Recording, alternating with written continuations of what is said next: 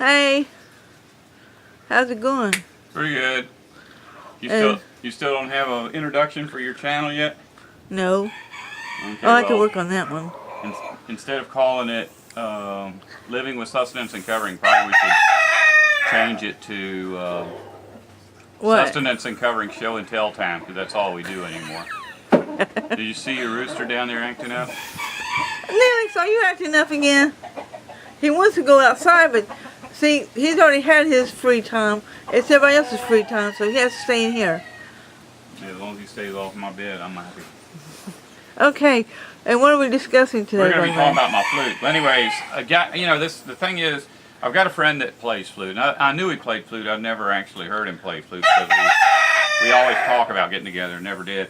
But about a year ago, I finally decided to never play guitar again, because every time I played guitar, it hurt my fingers. And it got to the point where if I picked the guitar up and played, then I couldn't use my keyboard on my laptop because my fingers would hurt too much. And I get a bunch of email and stuff that I like to respond to, comments on my videos and things. And plus I got to write the scripts for the videos. And I got worried that I might be doing permanent damage, which I may be. Even typing maybe, but I just decided that it'd be best not to play guitar anymore because it was hurting my fingers and I didn't want to lose my ability to type. So you found this at Goodwill. Yay! And I've always had one, and I kind of looked at a fingering chart back when I was a teenager, and so I learned most of the fingering of this thing. And so bringing this home and playing it, I got to thinking that instead of playing guitar, I could play this. But this is like a toy. Most people, when they're in kindergarten, they give them one of these. This is $1.99. I went to see how much they are new. It's like $5 new, so it's not like a real instrument.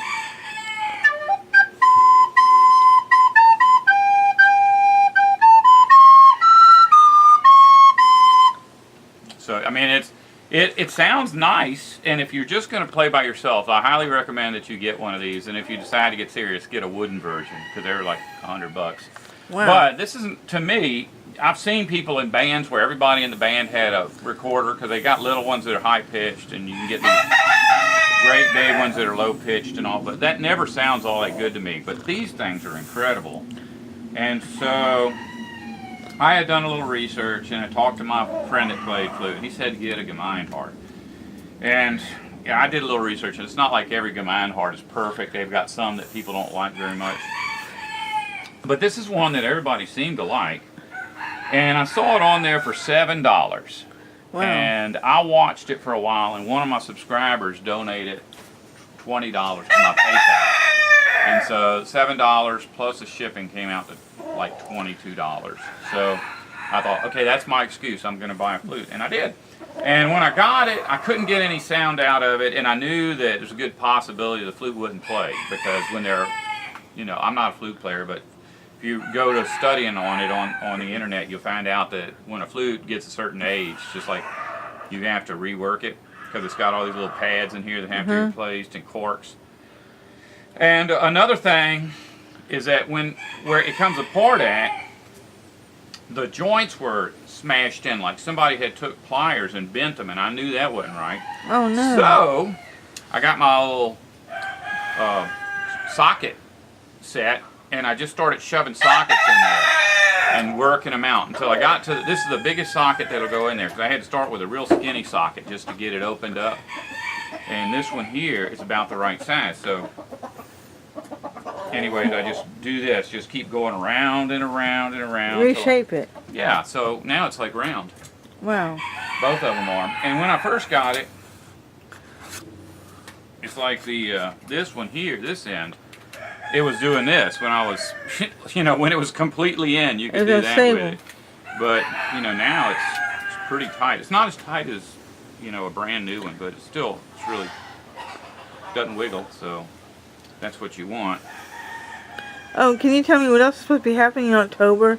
Yes, we're supposed to be at Cruising the Coast right now. That's our big thing. Every year we go. It's 8 days long. It starts on a Sunday and ends on a Sunday. And when we were young, we would go down there and walk around looking at cars for like 6 to 8 hours a day. Can't do that anymore. No, and not only that, but just driving to it. So, it's only a half mile from here to the road. But the sites where the cars park like 3 or 4 miles that way, 3 or 4 miles that way, and that where you park ends up being, 1,000 feet away from it. So then you have to do all the driving and you have to do all the walking to get there. By the time you get to the car, you're so wore out you can't do anything. So we figure this year maybe an hour every other day on the days where there's a lot going on and we don't have to walk far to look at it. But for right now, I'm just trying to learn how to play this thing. And I saw some videos on YouTube about it. Here's the thing. If you decide you want to play a flute, Yeah. that you'll never ever get a sound to come out like that when you first get it. Because it took me about a day. And I know about moving wind over my lips because I play harmonica. But they say practice like just with the head joint without the flute, because that makes it easier. But I was listening to this guy. He was on YouTube going, and I was going, and I thought that I was trying to like reshape my lips and blow harder and blow at an angle and all that. And I finally realized the guy just had the end plugged up. So that was the secret to that. But I spent the day blowing on this thing till I figured that out. And then afterwards, of course, I just plugged it in and blew on it without pressing any of the buttons. And then, I guess I was pretty lucky. I found a guy that had a few lessons of flute. And his thing that he taught is probably the hardest thing to do, is to blow from a D to a C, I think is what it's called.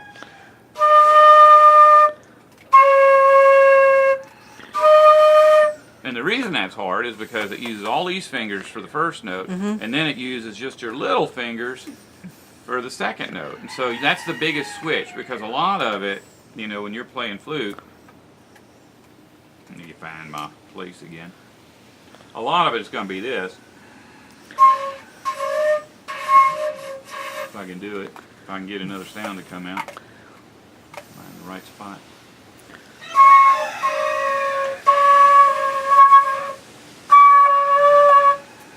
I don't know what I'm doing wrong, but anyways, you just be moving one finger, and so that's easy. So to be able to learn oh wait, I didn't have this thing held down. I really don't know what I'm doing. I'm not faking it.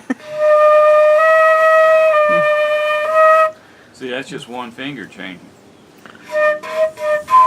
But when you go from this, that's changing every single finger. So that's what I've been practicing every day for a couple of days now. And this morning I found a chromatic scale, so I'm trying to learn the whole scale all the way up. I think that's my secret to learning how to play a musical instrument, and this is almost every instrument I've ever done, is just to find out how to play the lowest note and then train yourself to play every note up. It's like if you're sitting at a piano, you play all the white keys and the black keys. That's a chromatic scale. That's everything you could do with an instrument. And if you get that pattern set in your head of where your fingers need to be, like it's one of the bad things about that plastic flute is that if you try to play anything outside of C, you have to make really weird shapes and the notes are not really in tune. But with this, if you learn that oddball pattern for every single note and you get to where you're pretty quick at it, you can play by ear. And see, so I've learned how to play music when I was in band. I could read music and I could still probably, I got a little bit of understanding. Maybe if I was like trumpet, since that was my band instrument, I think maybe if I played trumpet I could play it by music, but everything else I play is just by ear, because I don't really know the music for a guitar or music for like a flute. It's a little bit different. Well, I think that's oh, I didn't show you this. Okay, when I bid on that $22 flute, which was probably a mistake because I got a flute that needed some work, but it's still $22 and it's playable and it sounds good. I also bid on this. And it's one of those things you get into that bid addiction. I bid $50, and see, this one's $22. It didn't even come with a case.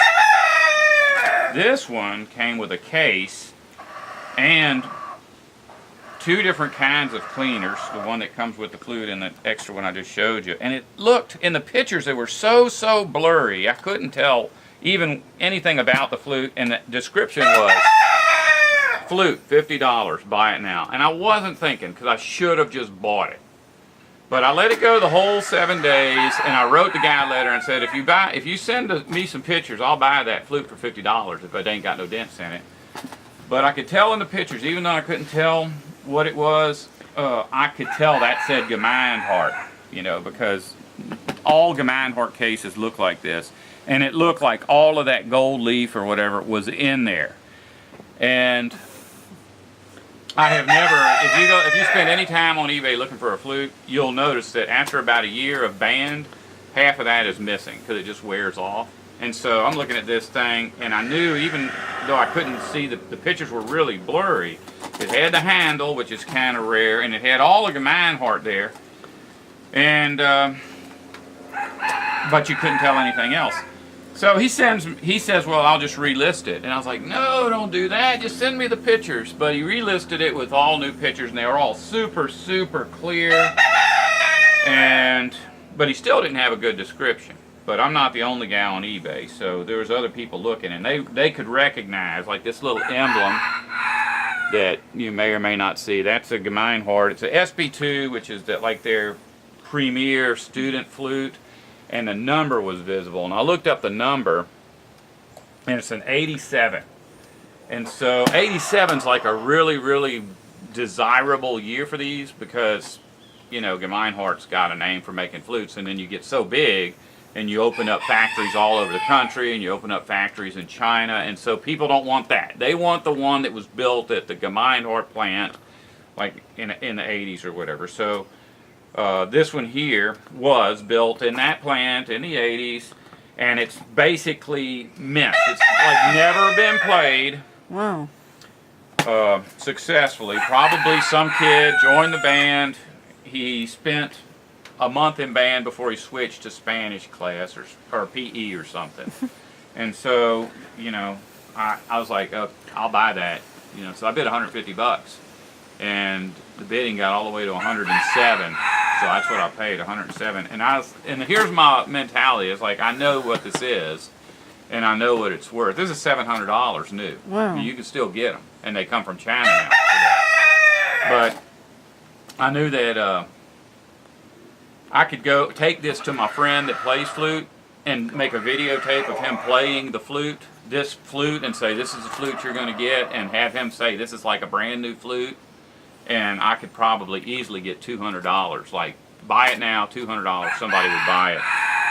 But now that I've got it in my hand, you know, I'm materialistic. I'll probably keep it for myself. And if I ever get to the point where I can play this one, I may go ahead and play this one, because this is a really, really nice flute. It makes a really bright sound, you know. So, and there's nothing wrong with the sound of this one. It's just a little bit different, probably because it's manufactured a little bit different.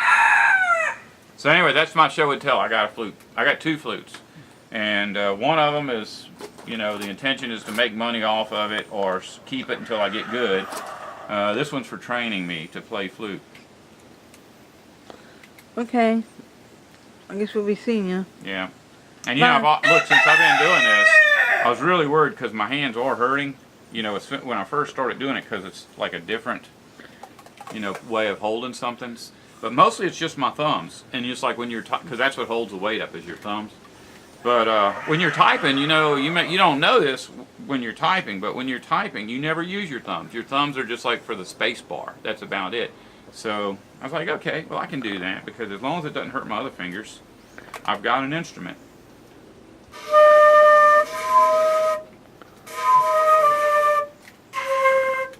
And, you know, if I get good at it, I'll be playing this every day, because that kind of keeps me from going nuts. You know, playing a guitar.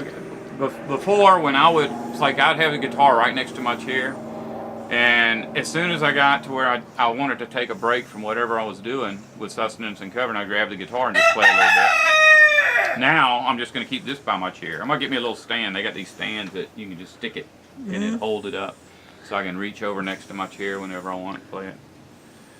And hopefully, you know, I'll be a flute player in a couple of months. I'll be looking forward to it. No, you won't. Yes, I will. Okay. Bye. Bye.